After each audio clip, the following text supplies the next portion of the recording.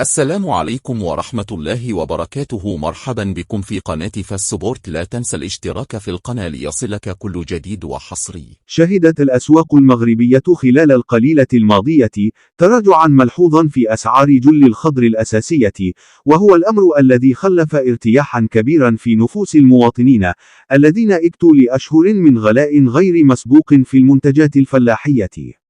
وفي هذا الصدد، لا زال سعر كيلوغرام الطماطم والبطاطس لا يتعدى 5 دراهم في جل المدن، فيما استقر سعر الجزر في 6 دراهم للكيلوغرام، بينما ظلت أثمنة معظم الخضر الأخرى دون 10 دراهم للكيلوغرام الواحد.